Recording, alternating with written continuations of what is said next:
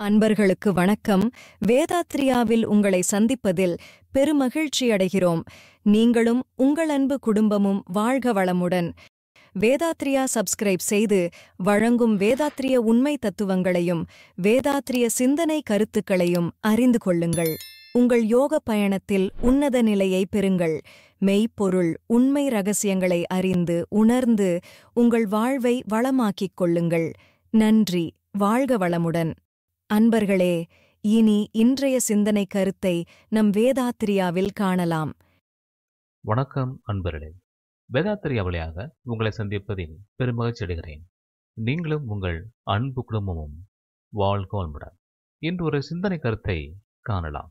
கருவுற்ற தாய்மார்கள், கர்ப்பிணி பெண்கள் ஜீவாந்த பெருக்க பயிற்சி செய்யலாமா என்பது குறித்த விளக்கங்களையும் இங்கே காணலாம். இந்த ஜீவகாந்த பெருக்க பயிற்சி என்பது நம்முடைய உடலுக்குள்ளாக ஓடிக்கொண்டே இருக்கக்கூடிய மின்சார சக்தியை நமது இயக்கத்திற்கும், உடல் உறுப்புகளின் இயக்கத்திற்கும், மன இயக்கத்திற்கும், இந்த பிரபஞ்சத்தின் மெய்ப்பொருளின் உண்மையை உணர்வதற்கும் உறுதுணையாக இருக்கின்ற அந்த ஆற்றலை பெருக்கிக் கொள்வதாகும்.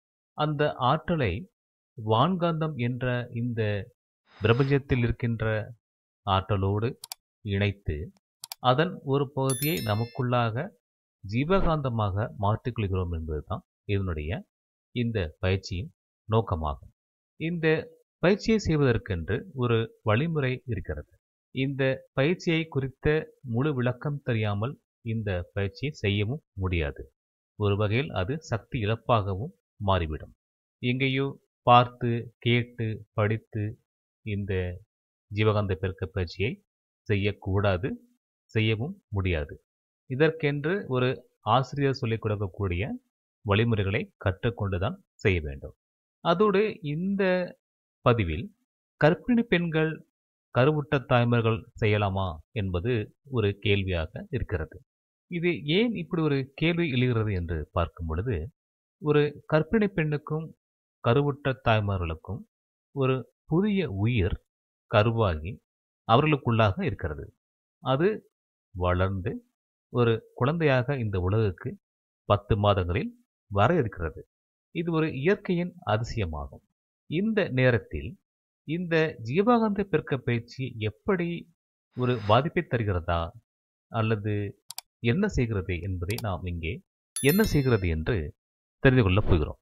பொதுவாகவே ஜீவகாந்த பெருக்க பயிற்சி செய்வது எல்லோருக்குமே பிடித்தமாக இருக்கும். ஏனென்றால் நம்முடைய ஜீவகாந்த சக்தியின் இருப்பை அதிகமாக்கிக் கொண்டால் நம்முடைய செயல்பாடுகள், நம்முடைய உறுப்பின் செயல்பாடுகள், மன இயக்கம், உயிர் இயக்கம் மிகச் சிறப்பாக இருக்கும். ஒரு உற்சாகம் நமக்குள்ளே ஊறிட்டு கொண்டே இருக்கும் என்று சொல்லலாம். ஒரு களைப்பில்லாத நிலை கிடைக்கும். அதோடு இந்த மெய்ப்பொருளை நன்கு உணர்ந்து கொள்ள வழியும் பிறக்கும். அதை பற்றி பேசுவதற்கு ஆர்வம் பிறக்கும். பிறருக்கு சொல்லுவதில் நல்ல விளக்கத்தை தர முடியும். அவர்களுக்கு நன்றாக புரிய வைக்க முடியும். ஒரு குரு ஸ்தானத்திலிருந்து தீட்சையும் வழங்க முடியும். அத்தகைய ஆற்றலைத்தான் இந்த ஜீவகாந்த பெருக்க பயிற்சி நமக்கு தருகிறது. இந்த பயிற்சியை ஒவ்வொரு தவசாதுகரும் 1 மாதம் தொடர்ந்து செய்ய வேண்டும் என்பது ஒரு வழிமுறை. அதற்கு பிறகு வாரம் ஒரு நாள் செய்தால் போதுமானது. மேலும் இந்த பயிற்சியை அதிகாலையில்தான் செய்ய வேண்டும். அது ஒரு முக்கியமான சட்டமாகும். அதற்கு பல காரணங்கள் உண்டு. அதை நாம் பிறகு பார்க்கலாம். மகசூர்களை கேட்கும் பொழுது ஒரு கருவுற்ற தாய்மார், கர்ப்பிணி பெண்ணும் ஆரம்ப காலத்தில் ஒரு 2 மாதங்கள் மட்டும் இந்த ஜீவகாந்த பெருக்க பயிற்சி செய்யலாம் என்று சொல்கிறார். அதற்கு பிறகு என்று பார்க்கும் பொழுது அந்த கருவுக்கு உயிர் இயக்கம் உண்டாகி உறுப்புகள் வளர ஆரம்பித்து ஒரு குழந்தையாக வடிவமெடுத்து விடுகிறது. இந்த நேரத்தில் இந்த ஜீவகாந்த பெருக்க பயிற்சி செய்தால் அங்கே ஒரு குழப்பத்தை தோற்றுவிக்கும் என்பது ஒரு கணக்கு. ஏனென்றால் இந்த ஜீவகாந்த பெருக்க பயிற்சி செய்யும் பொழுது என்ன நிகழ்கிறது என்பதை நாம் இங்கே பார்க்க வேண்டும். இந்த ஜீவகாந்த பெருக்க பயிற்சி 2 வழியாக இருக்கிறது. ஒன்று, தீபத்தை பார்த்து ஜீவகாந்தத்தை உள்வாங்கிக் கொள்வது. இரண்டாவது, ஒரு கண்ணாடி முன் உட்கார்ந்து நம்முடைய உருவத்தை நாமே பார்த்து இந்த ஜீவகாந்தத்தை உள்வாங்கிக் கொள்வது. இந்த இரண்டையும் ஒப்பிட்டு பார்த்தால் கண்ணாடி பயிற்சி மிக உயர்ந்தது என்று மகர்ஷி அவர்கள் சொல்லுவார். அபரிதமான ஜீவகாந்த பெருக்க பயிற்சி இந்த கண்ணாடி பயிற்சி வழியாக நமக்கு கிடைக்கும் என்று சொல்லுகிறார். என்றாலும் இரண்டும் ஒரே நிலைதான். ஒன்று ஆரம்ப நிலை, இன்னொன்று உயர்நிலை என்று. தீபப்பயிற்சி பழகிக்கொள்ளாமல் கன்னட பயிற்சியை நாம் செய்துவிட முடியாது. தீபப்பயிற்சியில் செய்கின்ற ஒரு பக்குவத்தின் அடிப்படையில்தான் இந்த கண்ணாடி பயிற்சி நமக்கு உதவும் என்பதும் உண்மையானது. சரி, இப்பொழுது ஏன் கருவுற்ற தாய்மார்களும் கர்ப்பிணி பெண்களும் செய்யக்கூடாது என்பதை நாம் இங்கே கவனிப்போம். ஒரு ஜீவகாந்த பெருக்க பயிற்சியை செய்யும் பொழுது என்ன நிகழ்கிறது என்று பார்த்தால், நம்முடைய உயிர் ஒரு குறிப்பிட்ட அளவில் வெளியேறுகிறது. அப்படி வெளியேறும் போது நமக்குள்ளாக ஒரு வெற்றிடம் உண்டாகிறது, ஒரு காலி இடம். அந்த காலி இடத்தை நிரப்புவதற்கு வான்காந்தம் உடனடியாக உள்ளே வருகிறது. இப்போது இந்த இரண்டும் சமன் செய்யப்படுகிறது. உயிரின் குறைபாடும் ஜீவகாந்தத்தின் குறைபாடும் சமன் செய்யப்பட்டு வான்காந்தம் நமக்குள்ளாக ஜீவகாந்தமாக மாறி நிரம்புகிறது. இப்படி அடிக்கடி இந்த பயிற்சியை செய்யும் பொழுது நம்முடைய இருப்புக்கு மேலாக நாம் இங்கே தக்க வைத்துக் கொள்கிறோம். ஜீவகாந்தத்தை பொறுத்தவரை எவ்வளவு வேண்டுமானாலும் நாம் பெருக்கிக் கொண்டு தேக்க வைத்துக் கொள்ள முடியும் என்று மகர்ஷி அவர்கள் சொல்கிறார். மனிதன் என்பவனே ஜீவகாந்த நிலையம் என்று சொல்லுகிறார். ஜீவகாந்தத்தை தனக்குள்ளாக எப்பொழுதும் வைத்திருக்கக்கூடிய ஒரு நிலையம் என்று சொல்லுகிறார், ஒரு சென்டர் என்று சொல்லுகிறார். அப்படிப்பட்ட நிலையில் இந்த ஜீவகாந்தத்தை நாம் பாதுகாக்கவும் தெரிந்து கொள்ள வேண்டும். அப்படி இல்லை என்றால் அது வீணாக கரைந்து போய்விடும் என்றும் சொல்லலாம். இப்போது இந்த கருவுற்ற தாய்மார்களும் கர்ப்பிணி பெண்களும் 2 மாதத்திற்கு மேலாக இந்த ஜீவகாந்த பெருக்க பயிற்சியை செய்யும் பொழுது அவருடைய ஜீவகாந்தமும் ஜீவகாந்தத்திற்கு மூலமாக இருக்கின்ற உயிராற்றலும் கொஞ்சம் வெளியே செலவாகும் என்று சொல்லலாம். இதை ப்ரொஜெக்ஷன் என்று சொல்வார்கள். வெளிப்படையாக வெளியேறுவது என்று சொல்வார். அந்த வெளியேற்றத்தின் போது உள்ளே ஒரு காலியிடம் வரும் அல்லவா, அந்த வெற்றிடத்தை நிரப்புவதற்கு வான்காந்தமும் வரும். வான்காந்தத்தோடு கலந்திருக்கக்கூடிய மற்ற உயிர்களும் கூட வரும். அப்படி அந்த உயிர்கள் வரும் பொழுது அது நன்மையை தருமா, தீமையை செய்விக்குமா என்பது நமக்கு தெரியாது. ஆனால் இந்த யோக பயிற்சியின் வழியாக மனதை ஒரு நல்ல டெல்டா நிலைக்கு வைத்துக் கொள்ளக்கூடிய ஒரு மனிதனுக்கு எந்த ஒரு பிரச்சனையும் வரப்போவதில்லை. ஏனென்றால் அவனுடைய மன அலைச்சூழல் ஒரு நொடிக்கு 4 சுற்றுகளாக இருக்கும் என்று.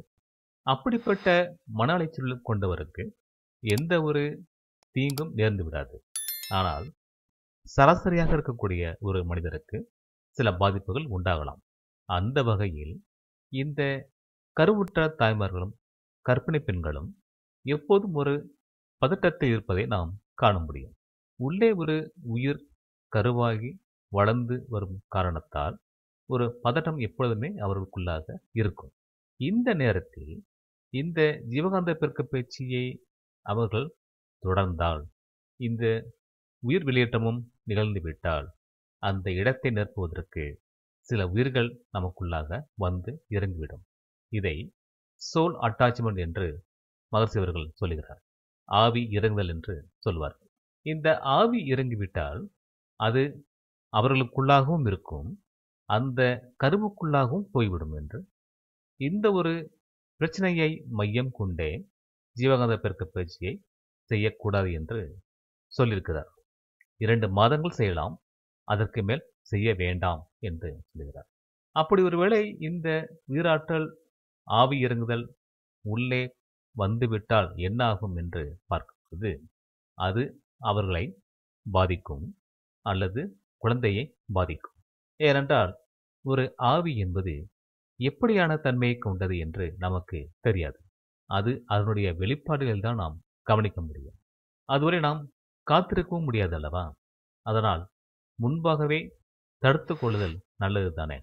இப்படி அந்த ஒரு குறிப்பிட்ட இடத்தை நிரப்ப வந்த ஒரு ஆவி ஒன்று அவர்கள் உயிரை பாதிக்கும், அதாவது அந்த தாயின் உயிரை பாதிக்கும், அல்லது அந்த கருவை பாதிக்கும்.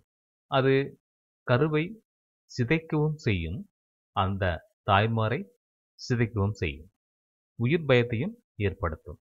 ஒருவேளை அந்த ஆவி அடங்கி நின்று குழந்தையோடு ஒன்றி போனால் அந்த குழந்தை வளரும் காலத்தில் அது வெளிப்பட்டு தன்னுடைய இயல்பை அது காமிக்கும். சில குழந்தைகள் குழந்தை பருவத்திலேயே மிகச் சிறப்பாக இருப்பதற்கு காரணம் இப்படியான ஒரு நிகழ்வுதான் என்று சொல்லலாம். இதை விஞ்ஞானத்தால் நிரூபிக்க முடியாது, ஆனால் உண்மை இதுதான். அதேபோல அதற்கு மாற்றாக அந்த குழந்தை வளரும் பொழுது தவறான வழியிலும் அது வளரலாம், அல்லது பிறந்தவுடனே இறக்கலாம், அல்லது பிறந்து வளர்ந்து குறிப்பிட்ட காலங்களில் இறக்கலாம், அல்லது தவறான வாழ்க்கையை தேர்ந்தெடுத்து வாழ பழகலாம். இப்படி பலவிதமான தொந்தரவுகளை இந்த ஆவி இறங்குதல் நிகழ்த்திவிடும். இதற்கு வழியே கொடுக்காமல் இருக்க வேண்டும் என்பதற்காகத்தான் கருவுற்ற தாய்மார்களும் கர்ப்பிணி பெண்களும் இந்த ஜீவகாந்த பெருக்கத்தை 2 மாதத்திற்கு மேலாக செய்ய வேண்டாம் என்று மகர்ஷி அவர்கள் சொல்லுகிறார். நல்லது அன்பர்களே, நாம் மீண்டும் அடுத்த ஒரு பதிவிலே சந்திப்போம். நன்றி. வாழ்க வையகம், வாழ்க வையகம், வாழ்க வளமுடன். வணக்கம் அன்பர்களே, வாழ்க வையகம், வாழ்க வளமுடன். வேதாத்திரிய சேனலோடு இணைந்து கொள்ளுங்கள். உங்கள் உடல் நலம், மனவளம், உயிர் வளம் பெருக்கிக் கொள்ளுங்கள். உங்கள் வாழ்க்கையையும் பொருளாதாரத்தையும் உயர்த்திக் கொள்வதற்கான வழிகள் இங்கே சொல்லப்படுகின்றன. இன்றே சப்ஸ்கிரைப் செய்து கொள்ளுங்கள். வாழ்க வளமுடன்.